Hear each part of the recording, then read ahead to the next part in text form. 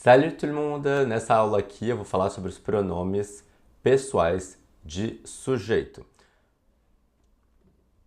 Vamos começar. Les pronoms personnels sujet. A lista é a seguinte: je, tu, il, elle, on, nous, vous, il, elle. Então, singular, je, tu, il, elle, on. Plural, nous, vous, il, elle. A primeira pessoa é o je, que significa eu. Je. Je parle français, eu falo francês.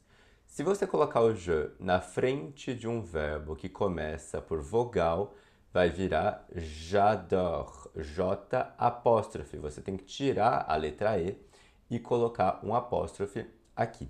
J'adore le français. Tu significa você. É um você informal, então é a nossa segunda pessoa do singular. Tu parles français é você fala francês, só que esse tu aí é para usar para amigos, para sua família, para pessoas que você tem uma relação íntima. Se você usar um verbo que começa com vogal, como adore, você não vai fazer a mesma coisa que você fez com o je, que é tirar a vogal ali, o U não sai, e você não põe uma apóstrofe ali em cima. Tu adores le français, fica separado. Il, elle significa ele, ela. Il parle français, elle parle français. Il adore le français, elle adore le français. Aqui também a gente não vai precisar tirar nenhuma letra, colocar apóstrofe. É realmente só com o je que a gente faz isso, que vira aquele j'adore. Por mais que a gente não tire o apóstrofe, a gente faz a liaison, que é a junção do último som, que é o L, do elle, do il, com o A do verbo. Então, é obrigatório que vocês façam essa ligação. Elle adore, vira uma palavra só. Não tem como falar elle adore. É elle adore, uma coisa só. Mesma coisa para o il. Não tem como falar il adore.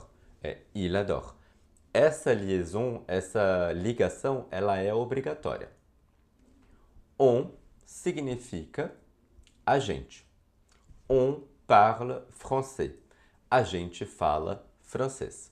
Se eu usar um verbo que começa com vogal, eu também vou ter a ligação. On adore le français. On adore le français. Não dá para falar on adore. On adore. On adore. Como se fosse uma nova sílaba. O on, ele é bem particular.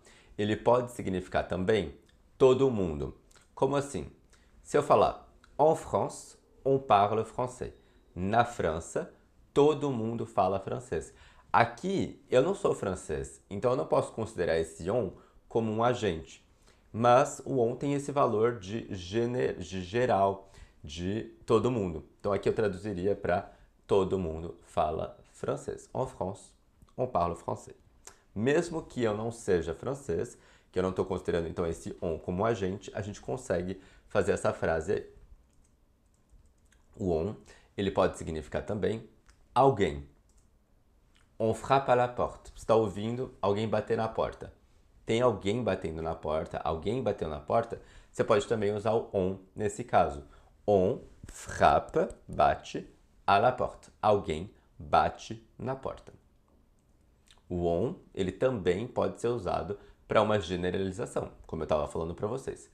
Quand on est fatigué, on se repose. Quando se está cansado, se descansa. No sentido geral, quando todos estão cansados, todos descansam. Quando se está cansado, se descansa. Então, o on ele é um pronome camaleão. Ele tem vários sentidos. Ele pode significar a gente, ele pode significar alguém e ele pode significar todo mundo, com uma generalização. Não se esqueçam de fazer a ligação. Quand on est fatigué, on se repose.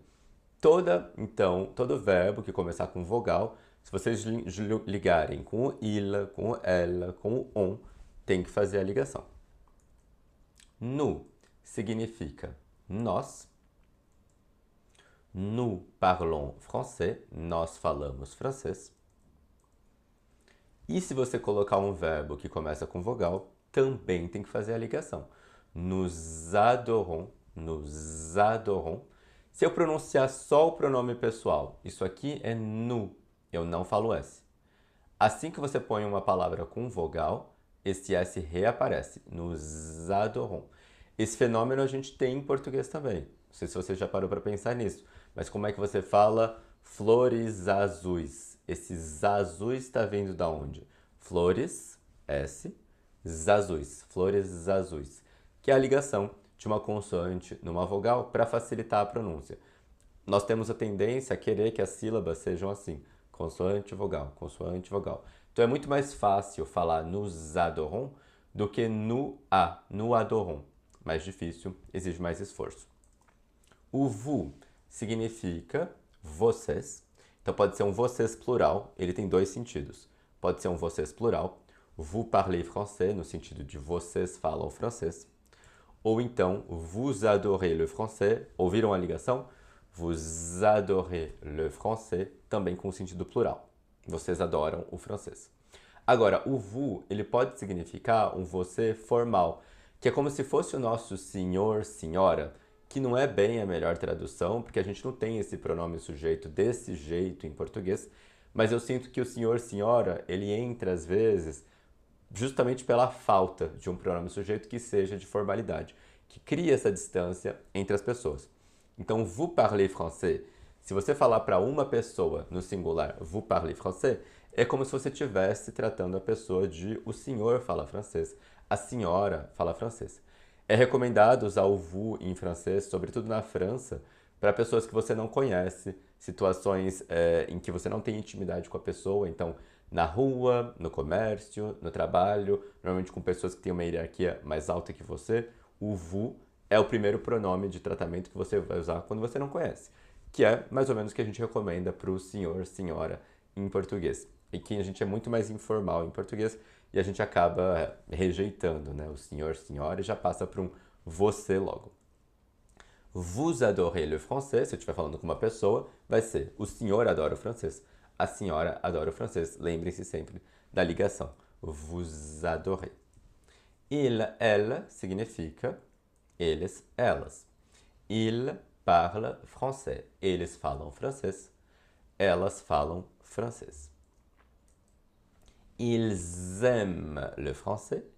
Elles aiment le français. O que está acontecendo aqui? A ligação. Então, essa ligação é obrigatória. Você precisa fazê-la quando você tem o il singular, o elle, o on, o nous, o vous e o il, elle plural antes de um verbo que começa com vogal. Ils aiment le français e aqui il parle, não falo S.